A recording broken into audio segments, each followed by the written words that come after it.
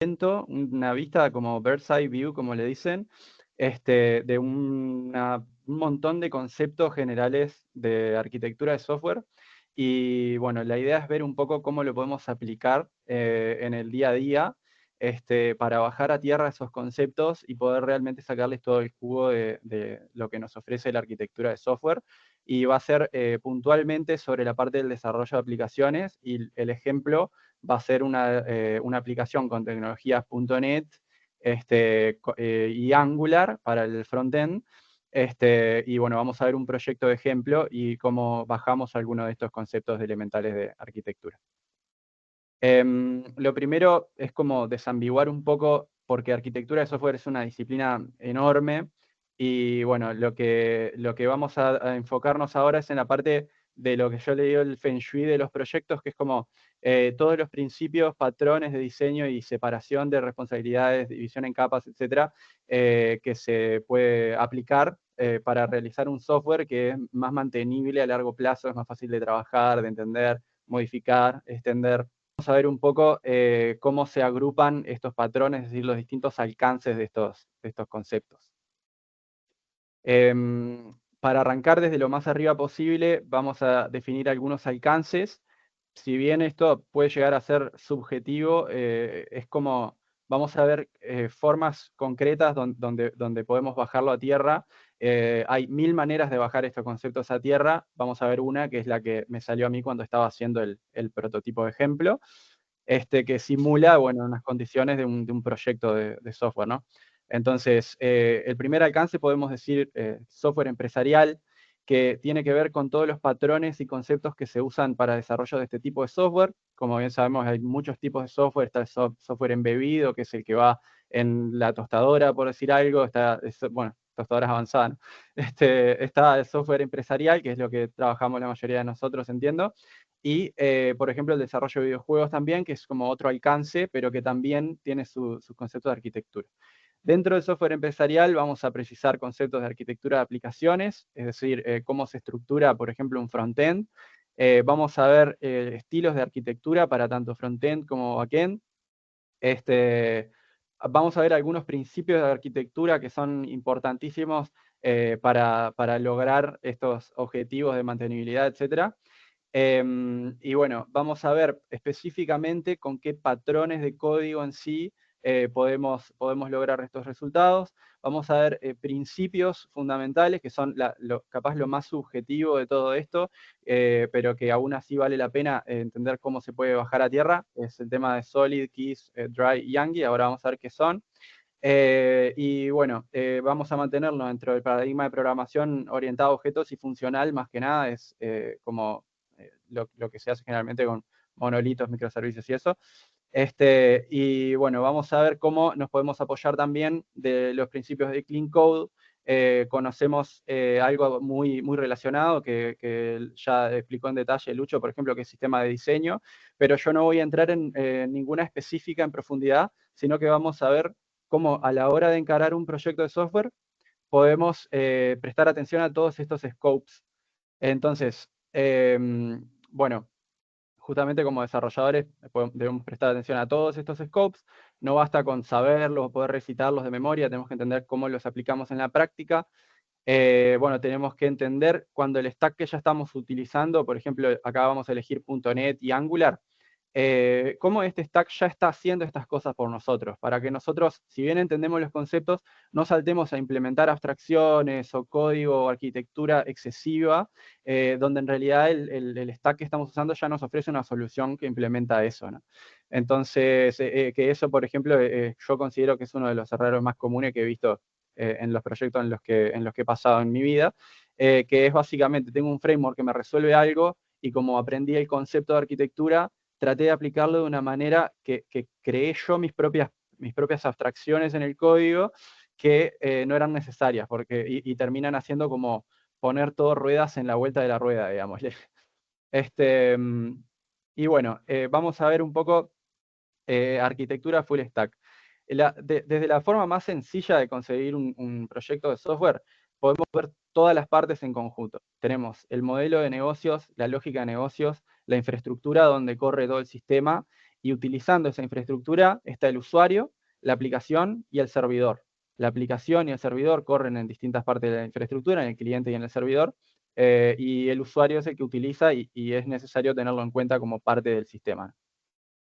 El modelo del dominio, modelo de negocios y la lógica de negocios de la organización definen el problema que nosotros vamos a resolver como desarrolladores de software. Y al problema le da igual la tecnología que elegimos, si usamos AI, si no, etc. Desde el estilo de la arquitectura, vamos a identificar y definir las capas más importantes y necesarias, en lo posible las mínimas necesarias. Luego, la infraestructura es el hardware, como les había comentado, y como todos ya debemos de saber, y la aplicación y servidor son el software, que bueno, uno crea el software, eso se compila y corre arriba de la infraestructura.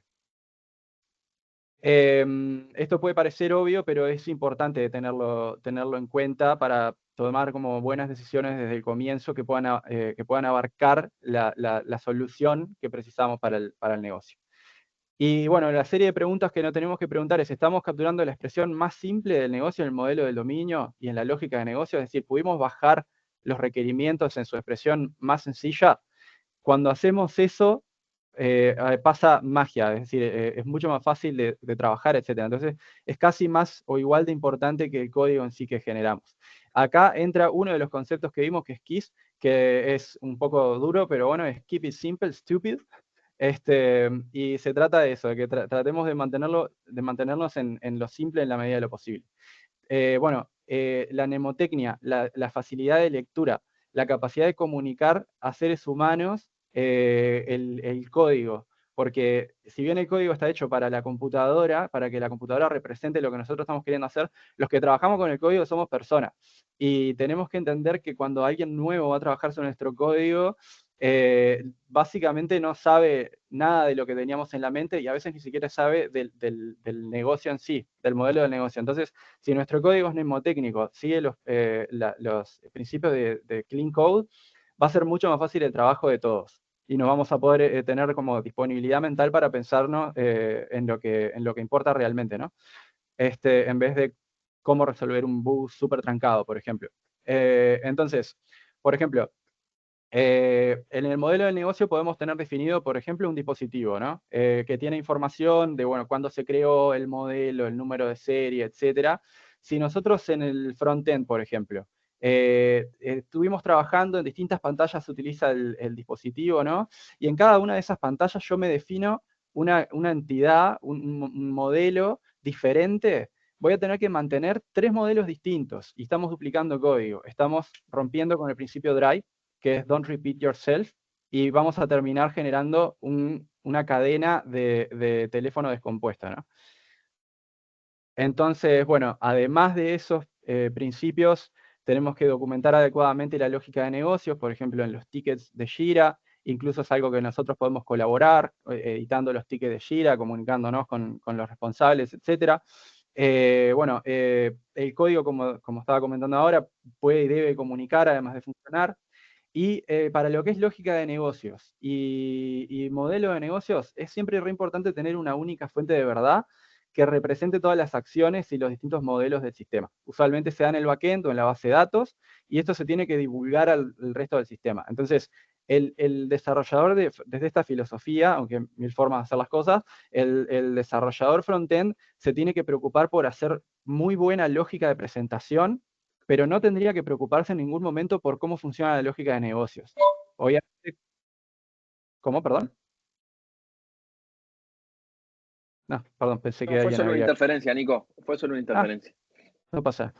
Bien, continúo entonces. En este caso vamos a ver cómo se puede usar OpenAPI Generator y similares para divulgar esa información. Es decir, el backend se encarga de manejar todo lo que es la lógica de negocios y el modelo de negocios, y al frontend le vamos a ofrecer todo esto gratis y automático. El desarrollador de frontend no tiene que preocuparse por eso, su rol es otro.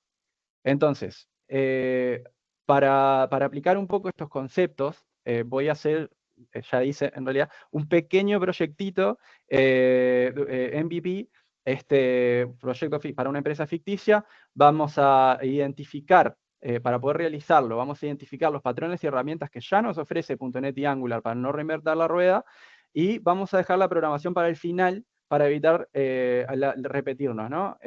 Don't repeat yourself, y Yangi, que es you ain't gonna need it, que es el principio de, básicamente, la mayoría de las cosas que se te ocurren creativamente al principio no las vas a precisar, vamos a buscar mantenerlos en lo más simple posible. Entonces, el proyecto de ejemplo se llama Medical Device, es un sistema de gestión para laboratorios de reparación de dispositivos médicos. Los cajeros van a poder registrar dispositivos y crear tickets de reparación. Los técnicos van a poder tomar los tickets, agregarles registros, indicando qué herramienta utilizaron, y vamos a tener una descripción de la tarea y la foto del resultado. Y los técnicos podrán cerrar los tickets finalizados. Entonces, acá tenemos todo, esto es como si el Product Owner hubiera conversado con el CEO y con todas las partes, con todos los stakeholders importantes, y haya bajado a tierra todos los conceptos fundamentales del sistema que vamos a tener que desarrollar. Y eso lo podemos convertir ya de a poquito a código, ¿no? Entonces, en un principio tenemos el contrato del sistema, que es nuestro backend, qué problemas tiene que resolver desde la lógica de negocio, y ahí vemos que tenemos que poder agregar un dispositivo, obtener la lista de dispositivos, la lista de tickets, un ticket en específico, vamos a tener que poder abrir un ticket, cerrar un ticket, agregar uno nuevo, mostrar las entradas. Y bueno, también tenemos el modelo del negocio, que es todas las propiedades que componen cada una de las entidades. Y esto en realidad todavía no estamos haciendo código, estamos mapeando el negocio de la persona que necesita que le ofrezcamos una solución, ¿no? Como trabajamos con fotos, por ejemplo, vimos que vamos a precisar guardarlas de alguna manera, acá vamos a utilizar un patrón de blob. Y bueno, acá vamos a empezar a bajar un poco más profundamente al código. Y en un principio vamos a analizar y a identificar qué cosas nos ofrece .NET para poder programar la solución. Entonces, vemos que para separación de responsabilidades ofrece distintas abstracciones, como atributos, middlewares y controllers. Tenemos que estar re atentos a que, más allá de las abstracciones, la mayoría de los atributos, middlewares y controllers específicos que vamos a precisar, los ofrece ya .NET, como From Query, HTTP Post, Authorize, Route y muchos otros, ya existen, no tenemos que implementar nada de esa capa de arquitectura. Vinculación de datos, generalmente tampoco tenemos que implementar nada. ¿Por qué? Porque Entity Framework es un patrón de repositorio, entonces podemos utilizar directamente Entity Framework. Vamos a tener una configuración centralizada usando el patrón y options, y vamos a utilizar el patrón de inyección de dependencias para inversión de control. Y ahora vamos a ver un poquito el código. Entonces, lo primero que les voy a mostrar, esto es, a ver, ahí va. Esto es el archivo CSProj. Una cosa muy útil del archivo CSProj es que vos le podés decir, después de que compile, es decir, after build, podemos agregar una serie de comandos, una lista de comandos que hacen cosas por nosotros. En este caso lo que vamos a hacer es literalmente borrar el código de frontend de que tiene el modelo de negocios y la API para hacer las conexiones REST. Vamos a generar el modelo de la API a partir de lo que programamos acá en el proyecto de .NET, y vamos a hacer que nos genere todo el código de frontend automáticamente para conectarnos al servidor y para traernos la data del servidor. Esto normalmente genera un montón de dolores de cabeza cuando se hace a mano. Se puede hacer bien a mano, pero es más difícil, ¿no? Porque es un tema de hábitos. Entonces, acá vemos cómo estamos trabajando directamente sobre los controllers. Muchos dirán, bueno, no implementes lógica sobre el controller, y yo a lo que voy es que, como ya tenemos el patrón de repositorio con Entity Framework, la mayoría de los controles son tan sencillos en la mayoría de los programas que no tenemos por qué crear ni repositorios aparte, ni services aparte, ni nada. Mantengamos al mínimo los services. Esa es mi, al menos, opinión al respecto. Entonces, tenemos acá todo el modelo y tenemos, por ejemplo, el blob, que nos permite almacenar fotos y archivos en el sistema. Tenemos el dispositivo que tiene sus fotos, y vemos cómo para almacenar fotos estamos guardando solo un ID. En este caso es lexicográficamente ordenado. Que para las personas que tengan conocimiento más específico de esto, ayuda con la randomicidad de las claves primarias y nos permite que cuando obtenemos resultados ordenados por ULID, sabemos que están ordenados temporalmente también. Y bueno, vemos que tenemos cada uno de los objetos que analizamos en la etapa de análisis. Y una cosa importante que hicimos también en la base de datos es, de momento, por ejemplo, de momento estoy utilizando una base de datos en memoria, porque todavía no me he decidido qué base de datos voy a usar. Y nuestro sistema le da igual qué base de datos estamos usando por ahora. Entonces, estoy usando una base de datos en memoria que cada vez que apago el servidor se borran los datos y cada vez que prendo el servidor se crean y estoy generando data de prueba para siempre poder tener una entrada limpia para probar, para testear el sistema. Entonces, si yo, y ahí le voy a dar cerrar, voy a compilar nuevamente, voy a ir cerrando acá porque esto va a fallar porque le borra los archivos y los vuelve a generar. Ahí va. Entonces, por ejemplo, puedo obtener la lista de todos los usuarios. Puedo, por ejemplo, agarrar la foto acá de Bob Johnson, copiar el ID, ir a Blob y pedirle, che, ¿me pasás la foto? Y cuando le doy Execute, me descarga la foto correspondiente. Entonces, básicamente este link se convirtió en un link a una imagen. Y estas, bueno, estas imágenes las creé todas con inteligencia artificial, que es hermosa para todo lo que es generar data de prueba, etc. Todos estos datos acá no los tuve que crear yo, le pasé el formato y le pedí a ChatGPT, che, créame una lista, generame unas fotos, etcétera, para cada uno de los dispositivos y eso. Entonces, voy a ir a compilar el frontend.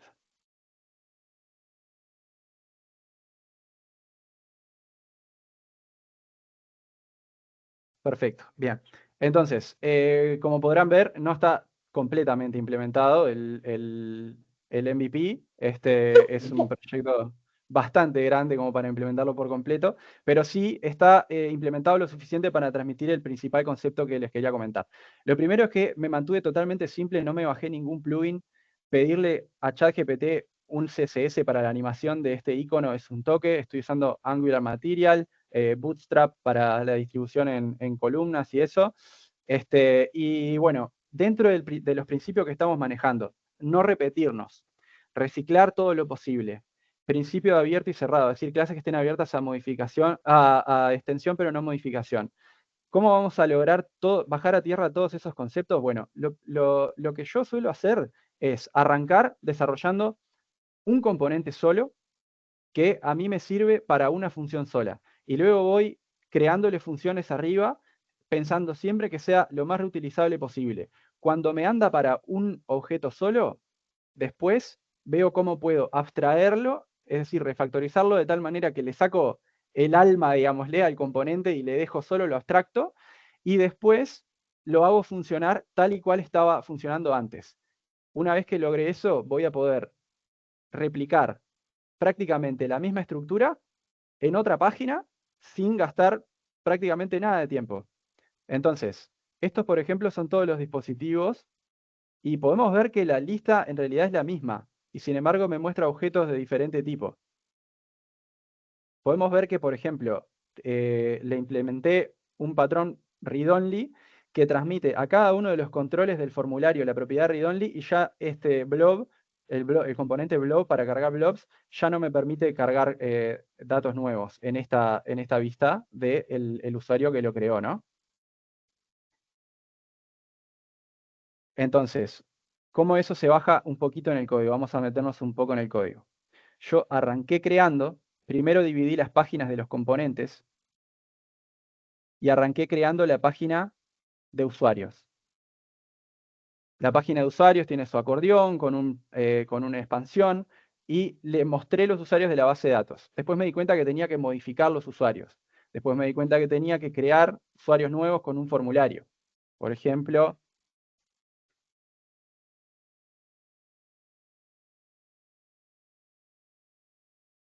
y vamos a poner de foto ahí SpeedFreaks.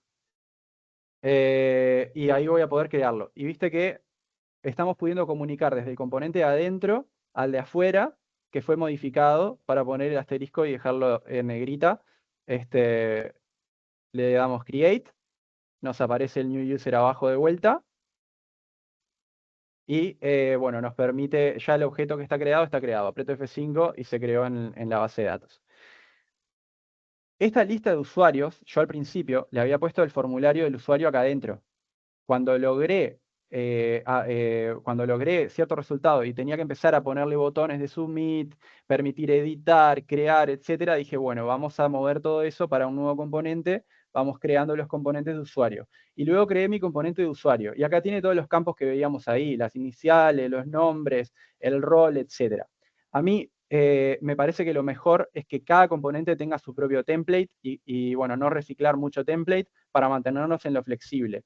Pero lo abstracto sí se puede reciclar. Este componente era bastante grande, el de usuario. ¿Vieron todo lo que puede hacer? O sea, puede editar, pueden indicar que fue modificado. Mantiene un form group perfectamente sincronizado. Permite interactuar con un custom form control para la carga de una foto nueva. Permite resetear el formulario, etc. Y sin embargo, el único código que tengo es este. Bueno, eso es porque primero lo implementé específico para acá y después me creé, le pedí de hecho a ChatGPT que me ayude con eso, que es muy bueno para este tipo de cosas. Le pedí, agarré este componente y generame un componente abstracto que me permita simplificar la lógica de mi view model. Por ejemplo, habíamos visto que MVVM es el patrón que utiliza Angular, este es el view model y gestiona los datos de la vista. Entonces, me generé un entity component de base que recibe un tipo genérico para la entidad y lo que hice fue implementar toda la lógica que usaba el user, pero genérica. ¿Y qué lógica ofrece? Crear una entidad, resetearla, actualizarla, indicar cuándo fue sumiteada, o sea, creada o actualizada. Me permite crear un formulario para la entidad a partir de la entidad en sí. Entonces, acá nosotros podemos ver si definir un formulario te lleva más de una línea, marchamos, porque nos estamos complicando, estamos duplicando código, duplicando el modelo por todos lados. Entonces lo que estamos haciendo es creando el formulario a partir de un from group desde la entidad por defecto, que es otra de las cosas que tenemos que definir. Estos son los conceptos abstractos perdón, que resuelve nuestra abstracción. Y una vez que logré la abstracción y logré que user funcione de vuelta y que quede bien bindeado el template funcionando exactamente igual que estaba antes, pero construyendo sobre la abstracción, ya me puedo mover a reutilizar la abstracción. Lo cual implica que la siguiente página que voy a desarrollar se hace muchísimo más rápido. Te podés ahorrar una semana de trabajo haciendo estrategias de la índole, ¿no? Entonces, por ejemplo, implementé device. ¿Qué fue lo que hice con device? Me copié el template de acá, control C, control V, le adapté las propiedades, me copié el CSS porque no lo estoy reciclando todavía y está bien para mí porque la vista para mí tiene que estar segregada, cada vista tiene que poder ser modificada por sí misma. Y después implementé una versión que en realidad es un poquito más compleja que la de user. ¿Por qué? Porque tiene las mismas abstracciones, cumple con lo mismo, este pedazo de código para el user, este pedazo de código para el device, pero extiendo con mucho más facilidad. Es decir, día de mañana preciso una feature nueva sobre esta vista, no tengo que pensar en todas las otras abstracciones de este componente, solo me enfoco en lo que quiero expandir para esta vista concreta. Entonces, en este caso, lo único que creamos por encima de esa vista es que tenemos que mostrar el usuario de creación. Entonces, ¿de qué diferencia tiene con la otra? Bueno, que esta vista tiene un botón, esta vista tiene un botón que cuando lo cliqueamos nos permite abrir la preview del usuario que creó el device. Y esto es el comportamiento expandido. Este mismo componente que me permite a mí crear, resetear y modificar usuarios es abstracto y me permite a mí también mostrarlo en distintas páginas. Entonces, en toda la aplicación ya dispongo de ese código. Y eso es, bueno, no repetirse, principio solid de segregación, clases abiertas a extensión y no modificación, una vez que se sedimentan los conceptos. Y bueno, eso es un poco Eso es un poco todo lo más grueso que les quería compartir, así que capaz que como estamos ya aproximando los 26 minutos, si alguien quiere participar de alguna manera, hacer alguna pregunta, podríamos. Muy completo, No, Nico. yo tenía algo para comentar Yo con también. respecto a lo que decía Nico. Es que eso que comentó al principio sobre aplicar patrones que ya el framework lo resuelve arriba de los mismos patrones, o sea, eso es algo que ya hemos visto varias veces y es súper importante también tenerlo en cuenta. Como que pasa muy seguido que ves, por ejemplo, yo trabajo mucho con Angular, ves en Angular gente tratando de resolver la inyección de dependencias por fuera cuando ya el mismo framework lo resuelve. O sea, es como algo súper común lo que dijo. Y sí, sí, es verdad, lo he visto un montón de veces. Y bueno, probablemente tipo vos o otros expertos de Angular me puedan identificar cosas en esto mismo que hice yo acá queriendo no hacerlo. O sea, incluso teniendo la intención de no hacerlo, se pueden escapar cosas. Eso es normal también. Pero creo que sí, creo que lo importante es tal cual tener en cuenta esas cosas a la hora de desarrollar. Con tenerlo en cuenta ya el código que vamos a estar logrando va a ser de mucho mejor calidad. ¿Alguien más quiere compartirnos? Tenemos 2 minutos.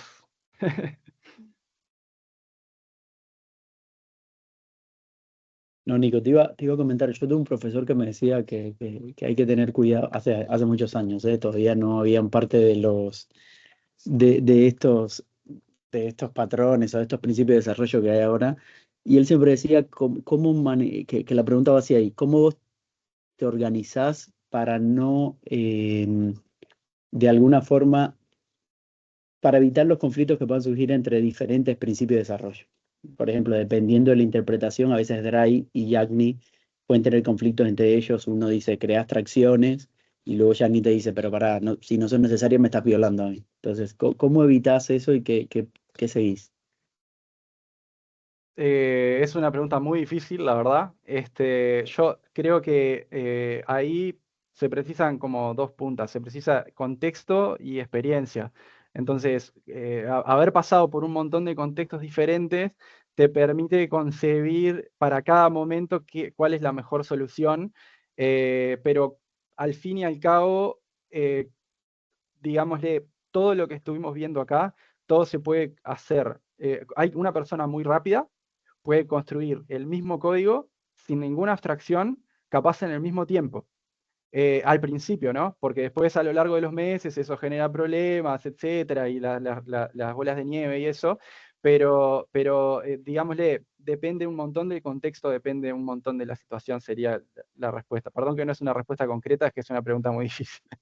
No, está buena, está bien, Iván, está bien, concuerdo con el tema del contexto y la No, experiencia porque también. algo, Te la va dando los años de estar ahí metiendo cosas. Marcelo. Ah, no, yo personalmente me inclinaría más por la lectura luego del código y la facilidad de manutención. Siempre cuenta la gente que venga detrás. Que claro. por ahí, eh, no sé, ser más teórico te lleva a una solución poco legible o mantenible. Y después se te complica a vos porque vas a tener que estar explicando o dando clases de lo que escribiste, siempre y Mm. cuando, digamos, te mantengas dentro de los patrones de diseño, ¿no? Claro. Sí. Sí, ese es un excelente punto, la verdad. Ahí creo que lo importante es que si nosotros tratamos de trabajar con todas las abstracciones que ya nos ofrece el framework, generalmente van a ser soluciones más simples. Entonces, ahí si nosotros vamos cumpliendo clean code y cumpliendo keys, no importa que apliquemos alguna abstracción, o sea, siempre y cuando sea razonable. Por ejemplo, decir, tengo un componente base que me resuelve todo lo que es la lógica de CRUD, básicamente, podemos apoyar un sistema en una cosa así y no es como una abstracción muy difícil de explicar. Pero, por ejemplo, cuando yo estaba arrancando a estudiar arquitectura de software, me había topado con todos estos principios y con un repositorio que para mí, claro, había sido deslumbrante, ¿no? que tenía todas las capas de la arquitectura, capa de transporte, capa de serialización de datos, para todo creado, implementado arriba de .NET. Y claro, me sirvió para practicar, para expandir en los conceptos, pero en realidad eso no lo podés hacer en un sistema porque nadie va a entender nada, va a quedar todo recontra trancado, encontrar dónde está qué cosa va a ser horrible. O sea que sí, hay que tener en cuenta eso totalmente. Sí. Me gustó también escucharte nombrar tanto a ChatGPT. Mira que se me acerca mucha gente preguntándome si nos viene a reemplazar. Y vos lo usas No, no nos como tu reemplaza, pero es asistente. como una Es un gran secretaria. compañero de Es tu equipo. secretario, el exacto, ChatGPT. es tu secretario. Sí. Me gustó Sí. que quedara expuesto el uso, eso estuvo muy bueno. Me encanta, la verdad que es una tecnología genial, o sea, todavía capaz que algún día piensa bien, también como una persona, digámosle, pero igual ya en el punto en el que está, resuelve una gama de problemas increíble, todo lo que es traducción entre un lenguaje y otro, generar data para mocks y eso como hice hoy, o sea, te permite generar hasta fotos. El impacto que hubiera tenido lo que yo les compartí recién, sin las imágenes generadas, no hubiera sido el mismo. Eso es valor agregado. Y es gratis prácticamente, son $20 por mes. Sí. Sí, para eso es lo mejor que hay. ¿Te influye en tu estimación? ¿O seguís estimando tickets bajo el mismo criterio? Otra gran pregunta difícil. Mira, yo creo que más que acelerarme, o sea, con el concepto de time boxing, digámosle, creo que acelera mi trabajo, pero a veces acelerar el trabajo, dependiendo del contexto, libera tiempo para hacer un poco más, por ejemplo, o hacer las cosas de forma más completa o de una forma en la que a futuro ahorre trabajo. Entonces digo, hay que ver ahí qué se hace con los minutos, ¿no? Pero bueno, de momento creo que me ha acelerado, o sea, así respuesta como de intuición más que de medición, es que creo que me ha acelerado el trabajo muchísimo. Sí, a todos, sin duda. Bien, no molesto más. No, por favor. Antes era un F1, ahora es ChatGPT. Sí. Hay Bueno, mucha muy gente bien. que ni ¿Alguna? siquiera sabe del F1 acá en la sala, me parece. ¿La documentación decís? Yo no sé. Claro, era el help. Y leer 15 páginas para hacer uno mismo el chat GPT, digámosle. Sí, no, pues tenías que buscar una propiedad de un objeto y no sabías cuál era, tenías que apretar F1. Y buscar. Bien.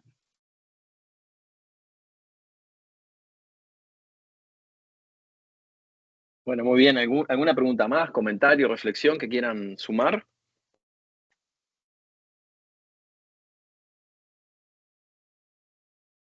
Bueno, Nico, muy completo, muy interesante. Ahí, Ana, y Adriel, Opa. adelante. Ahí, la hora. Disculpa, mandé la solicitud, pero en llegar tomó como un poco de segundo. Bueno, primero que todo agradecer la explicación de Nico. A mí en lo personal, como QA, me sirvió muchísimo desde el punto de vista de hacer las pruebas, por ejemplo. Ahí nosotros, en mi caso, ¿no? Podíamos ver en caso de las pruebas estáticas cómo poder escudriñar un poquito más antes de hacer pruebas dinámicas sobre el uso del código, sobre la mantenibilidad de él. Y bueno, aprendí un poco más sobre la arquitectura de un framework porque no estaba como que adaptado a trabajar con Angular, por ejemplo, como framework de desarrollo.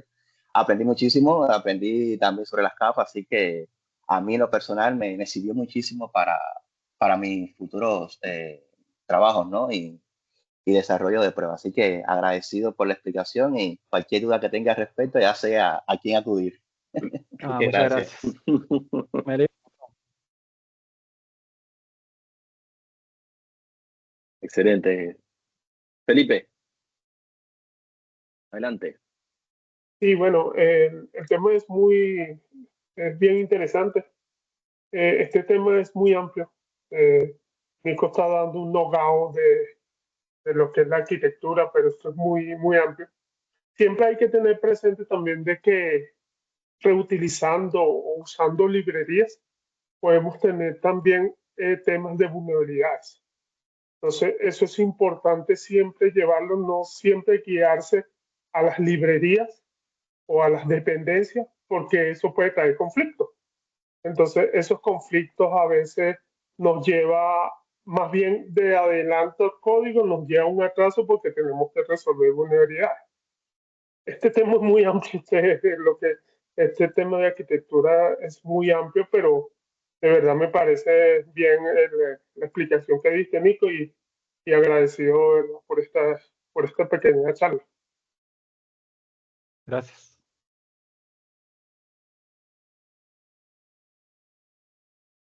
Gabriel. Gaby, muteado, adelante. Estás muteado, Dale, Isma. ¿Se ahora. escucha? Sí, dale, ¿Se dale. escucha Ahora bien? sí. Bueno, no sé este headset. Ok, no, muy interesante la charla. Estuvo muy buena. Algo que sí que me ha pasado en otros proyectos anteriormente es como que se nos pedía mucho respetar un montón de cosas, volver todo tan abstracto, que al final terminamos como teniendo una aplicación como que era over-engineered, como quien dice, sobre ingenierizada, digamos, sería la definición. Entonces me parece como que es una línea muy fina. En un punto era más tedioso mantenerla de esa manera que hacer lo que justo pedían para ayer. Porque está, yo creo que también está la parte que es la arista. Si uno está haciendo una aplicación para uno y tiene tiempo, está bueno, está re bueno.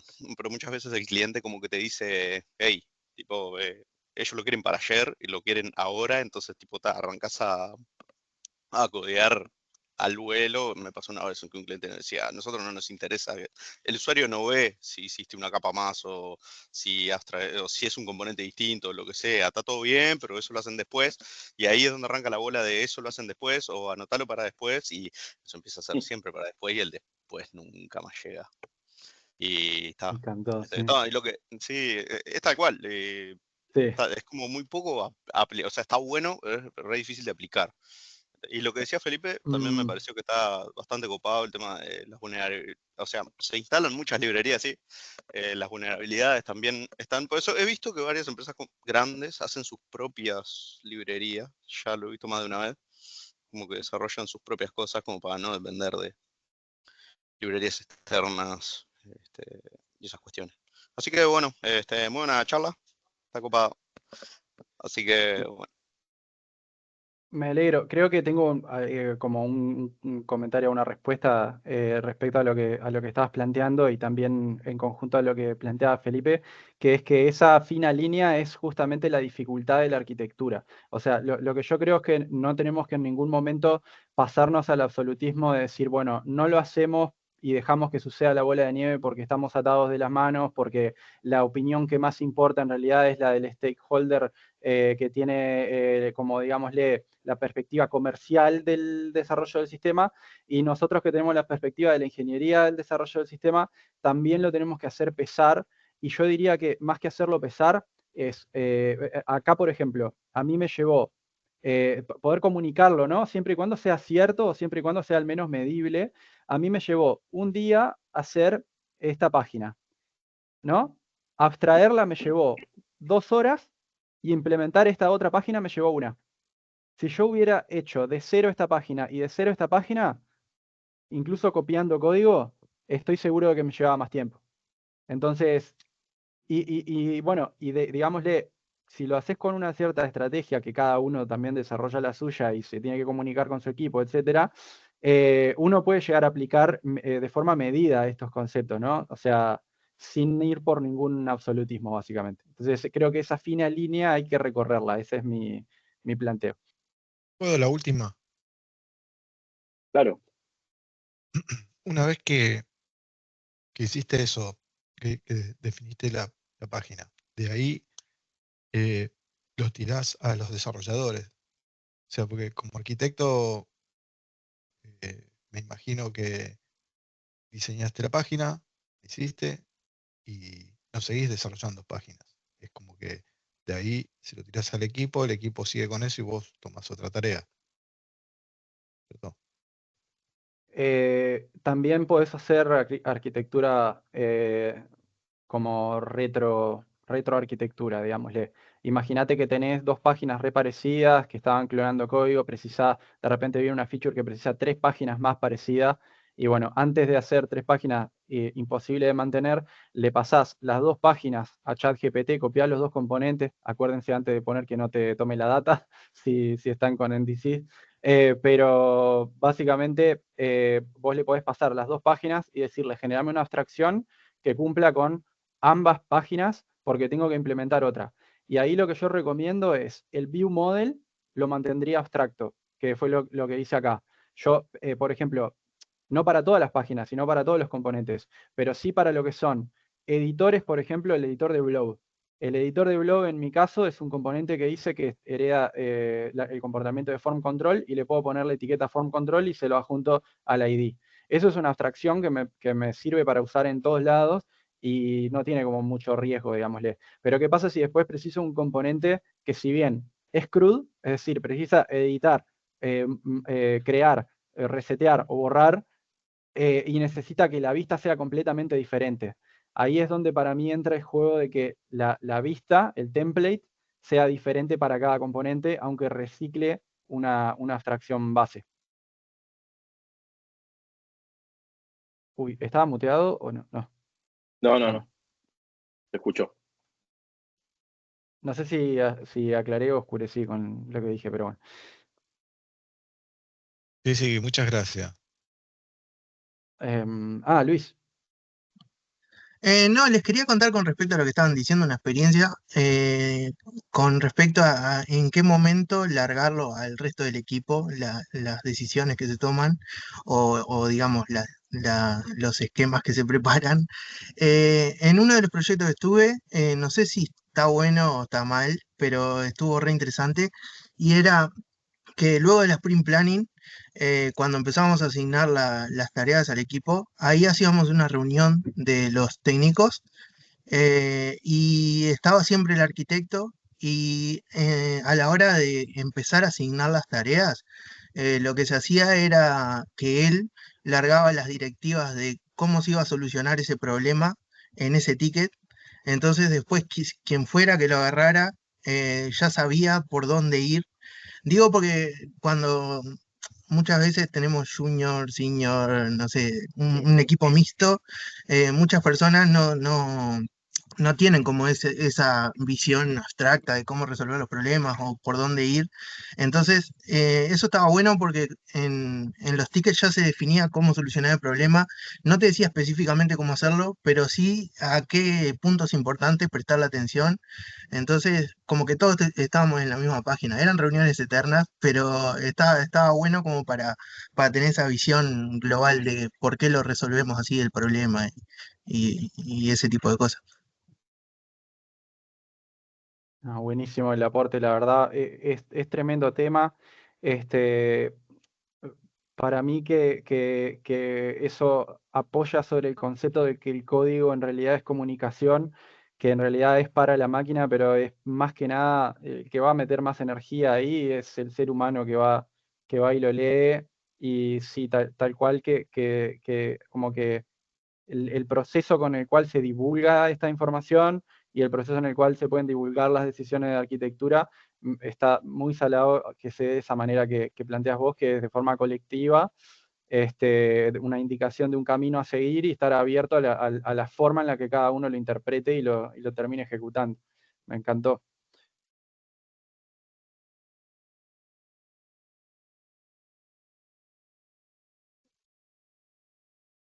Bueno, si no hay más preguntas, comentarios, Nico, si vos estás de acuerdo también, primero que nada agradecerte. Realmente se nota que estuvo muy interesante por la participación activa, por este espacio también de reflexión que se dio, muy enriquecedor para todos. Así que muchísimas gracias por preparar y dar este taller. Así que, y bueno, gracias a todos por participar. Nico, te dejo a vos con el cierre. Bueno, muchas gracias, Isma, y gracias a todos por estar. La verdad que vino un montón de gente. Estaba muy nervioso y me sentí re cómodo, así que muchas gracias. Bien, Nico.